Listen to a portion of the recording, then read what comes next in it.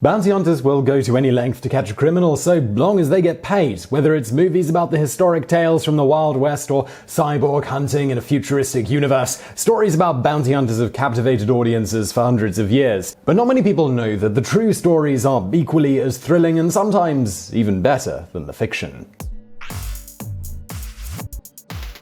Number 10. John of the Priests. In the 1500s, stories of a legendary bounty hunter called Sean Nassagar, or John of the Priests, circulated throughout the United Kingdom. Irish Catholic priests called him a demon of death because they knew that he would eventually come for them. His real name was John Mullany. As a young man, he spent most of his time partying and drinking. People said he was great fun to be around, but he had to steal in order to fund his lifestyle. He was eventually caught as a horse thief and told that he would either need to face the gallows or become a priest hunter. At the time, Queen Mary was a Protestant and she wanted to get rid of the Catholic religion from her kingdom. Priests were given the option to obey the Queen and convert to Protestantism, but if they refused, they were either imprisoned or sentenced to death. Mullany agreed to take on the job, and his experience as a thief made him very good at taking people by surprise. Even though his reputation preceded him, no one actually knew what he looked like. He would often show up to confession and stab the priest while in the small box. After killing dozens of priests, he was eventually caught and killed by a group of angry Catholics. But even after Mullany's death, the name Sean Nassagar was given to all priest hunters because they wanted to continue his legacy. Number 9. The Dunn Brothers. In the 1800s, an outlaw named George Newcomb and a gang called the Wild Bunch were terrorizing citizens living in the Oklahoma Territory.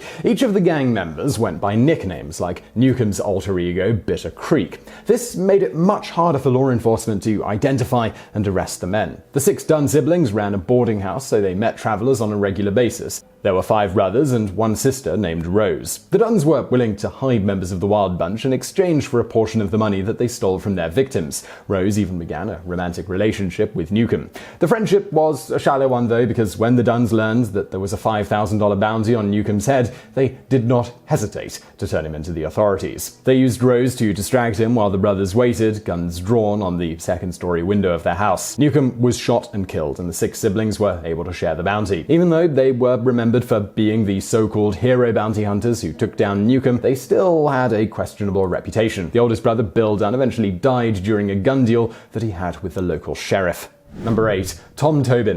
In 1863, a Mexican gang of serial killers called the Espinosas were murdering travelers who went through the Colorado Territory. This was during the Civil War and the Great Plains Indian War, so the army and law enforcement didn't exactly have time to track down these killers. Tom Tobin was born to an Irish father and a Delaware Indian mother. He worked as a trapper, scout, and mountain guide at Bent Forts in New Mexico. He saw that there was a reward out for the Espinosas, wanted dead or alive. Tobin knew the wilderness so well that he was the perfect man for the job, and he became a bounty hunter just so he could take down the serial-killing Espinosas. He showed up at Fort Garland, Colorado, with the 3 heads of the gang members in a burlap sack, and he received the reward. Tobin earned a reputation for himself and became friends with the likes of other legends like Wild Bill Hickok. In time, they went on to take down many more criminals together. Number 7. The Henneicke Column. We all know about the Holocaust, but not many people know that Hitler went so far as to hire bounty hunters to find Jewish people who fled Nazi-occupied territories. A group called the Heinicke Column were in the Netherlands, and they were paid $47.50 for every Jewish person they were able to capture and turn over to the Nazis.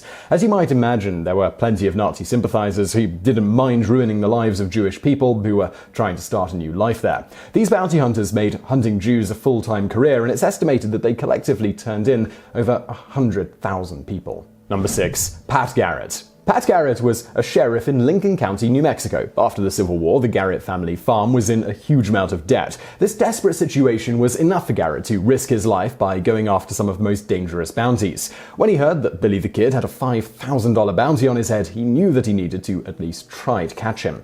Garrett spent 3 months tracking down the kid. Once he knew where he lived, he hid in Billy's bedroom in the dark. When Billy opened his bedroom door after a night of drinking, he was caught off guard and shot. The bad news is that the governor of New Mexico wanted him alive so he could stand trial. When Garrett showed up with the corpse, the governor refused to give him the $5,000 reward. Further, there was no way to prove that this man was actually the notorious outlaw. Even though he didn't get the money, Garrett still became famous for his skills as a bounty hunter. Soon after taking down Billy the Kid, Garrett became even more determined to go after tough criminals and earn bounties. Unfortunately, this new lifestyle only made him fall into more debt, and he began drinking heavily. He eventually decided it was time to sell his farm. One of his friends, an assassin named Jim Miller, offered to buy the farm. The only trouble trouble was that Garrett's son had leased the fields to a goat farmer named Wayne Brazel. When Garrett tried to approach Brazel about breaking the lease so he could sell his land to Miller, they got into an argument. They eventually decided that the three parties needed to all sit down together and discuss the situation like mature adults. On his way to this meeting, Garrett was shot and killed, but no one was sure who did it. Miller was an assassin after all, but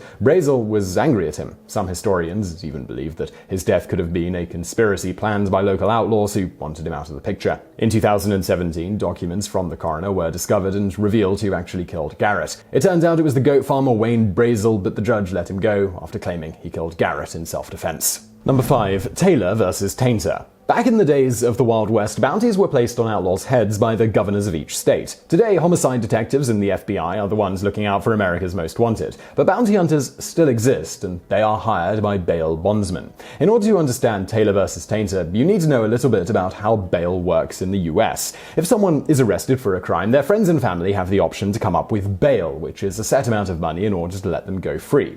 If they don't come up with the bail money, the accused has to stay in jail where they await trial, even if they are eventually found not guilty. Family and friends are inclined to believe that their loved ones are innocent, so if they can afford it, they will pay the full amount to a bail agent. They also have to sign away collateral on something valuable, like the deed to their house. The system is in place with the hope that the person accused of the crime knows that if they run, they are totally screwing over their loved ones. Unfortunately, there are plenty of criminals who try to run all the time and never show up at court.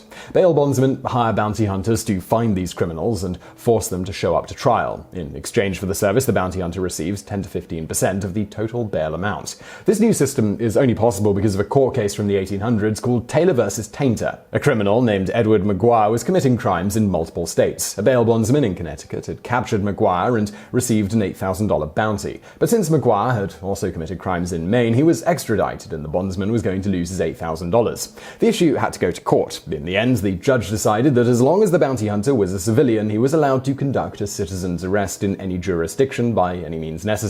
This means that even today, modern-day bounty hunters can use any weapon they want and bust into people's homes so long as it means bringing a criminal to court. Number 4. Ralph Papa Thorson. In the 1940s, a man named Ralph Thorson joined the Navy and went to college in hopes of becoming a doctor. He worked as a bartender as a part-time job, and this is how he met a bail bondsman. Once he learned about the work of a bounty hunter, it sparked Thorson's sense of adventure, and he completely switched career paths. He began taking classes in criminology. He also learned skills like scuba diving, poker, and weaponry in order to be the best bounty hunter that he could be. He bought a house in North Hollywood where he would bring criminals after he caught them for their bounty. Thorson was given the nickname Papa because he didn't just hand men over to the police. He would counsel them, try to help them find jobs, and try to help these men get their act together. Unfortunately, his kindness wasn't enough to keep him alive. In 1991, someone planted a bomb in his car and he was killed. After his death, his wife Dottie and his daughter Brandy took over the bounty hunting business. A man named Christopher Keane wrote a biography about Thorson's life in 1976, and it became a bestseller. In 1980, a movie called The Hunter was made, starring Steve McQueen.